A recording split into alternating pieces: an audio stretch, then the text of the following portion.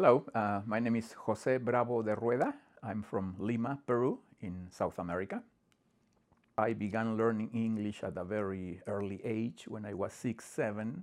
I was lucky because I did all my education, my elementary and secondary education in a school that was run by American teachers.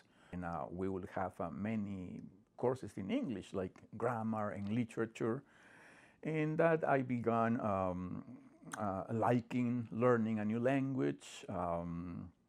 That's how I started. Basically, I studied English in school for more than 10 years. After 10 years of studying, when I came to the United States, I quickly understood my limitations. I mean, I could understand when people, I could express myself, but when people talked back to me, it was really hard to understand. So I realized, look, I studied for 10 years, but that doesn't mean that I'm not at a, let's say, a kind of a proficient level yet. So I began thinking, hey, learning a language takes time, even though when you are exposed continuously to the language, by the age of 4 or 5, a child picks it up.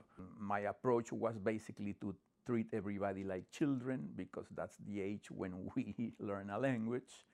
A 5-year-old, they don't know anything about grammar, they don't know anything about verbs, conjugation, direct object pronouns. However, they use the language effectively.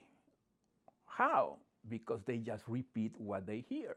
So to me, that's the best method, exposing someone to the language. You need to hear, you need to listen, you need to see, you need to also, I would say, be part of the culture.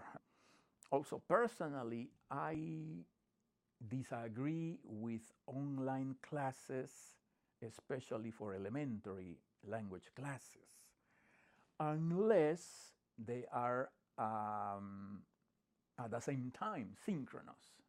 If a student is 300 miles away, but they can see me and hear me, I like that. But if we're just going to put content, let's say, in a platform, and the student has to go through it, and the student is not exposed to the language itself, I don't think that's a good idea. For English speakers, I would say, learning Spanish, I would say the grammar is the most difficult. Why? Because in English you can do well with 3, 4 tenses. But for a Spanish speaker learning English, probably pronunciation. In the past, someone had to pronounce it. Well, now you can go to the computer, right? Enter the word, and the speaker will pronounce it for you. So from that point of view, see, that technology is very useful. But again, all this technology, from my point of view, have to be used to as tools that help someone learning a language naturally.